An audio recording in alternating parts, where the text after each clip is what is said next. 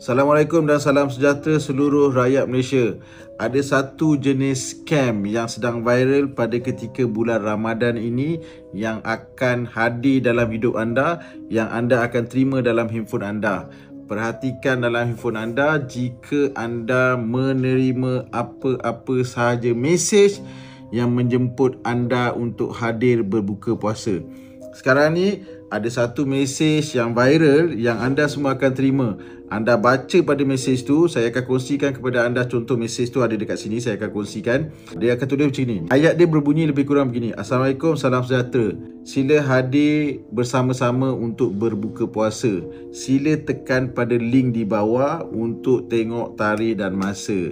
Anda kalau dapat mesej macam ni, jangan tekan link itu. Apatah lagi dekat link tu saya dah ajar sebelum ni kan. Apa-apa link yang ada APK jangan tekan. Dekat link tu sah-sah ada APK. Kau pun satu, nombor telefon yang hantar mesej tu pun kau tak save nama dia, maknanya kau tak kenal pun dia siapa. Lagi satu, dia tak bagi tahu pun dia siapa. Yang kau ni suka-suka, sedap je nak terima apa-apa je jemputan. Kau tak kenal dia, tiba-tiba dia nak ajak berbuka puasa sama-sama. Tak masuk akal lah. Apatah lagi kalau kau memang tak puasa, yang kau gatal pergi tekan link tu buat apa? Tolong hebahkan video ini kerana mereka mensasarkan umat yang beragama Islam. Sebab topik mesej itu cerita pasal buka puasa. Ramai rakyat Malaysia kat luar sana yang memang pantang dapat mesej-mesej yang ajak makan percuma, yang nak bagi hadiah percuma. Sebelum ni, dia hantar mesej jemputan kahwin. Kali ni dia ubah. Sebab ni bulan Ramadan, dia hantar mesej nak ajak berbuka puasa. Dah lah tak ada nama, dah lah tak mention nama, kau pun tak kenal dia siapa, nombor telefon bukan tak save.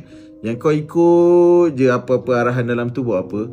Ingat, lepas ni dia ubah lagi ayat, mungkin dia ajak jemput hadir untuk beraya open house pula. Pun sama, kau jangan tekan. Scammer akan sentiasa berubah-ubah modus operandi dia. Jangan lupa kongsikan video ini kerana ibu bapa anda mungkin menjadi sasaran seterusnya. Saya tengok je handphone anda, saya tengok je mesej tu, iklan tu, call tu, saya dah tahu dah. Itu memang mesej, call, iklan daripada scammer.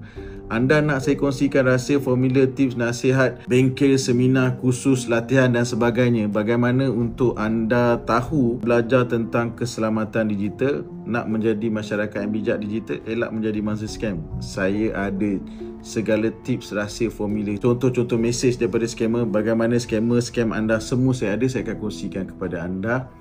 Anda jemput je saya hadir ke lokasi anda. Tak nak kena scam, dengar cakap Rahmat Fitri Abdullah. Selamat menyambut Ramadan.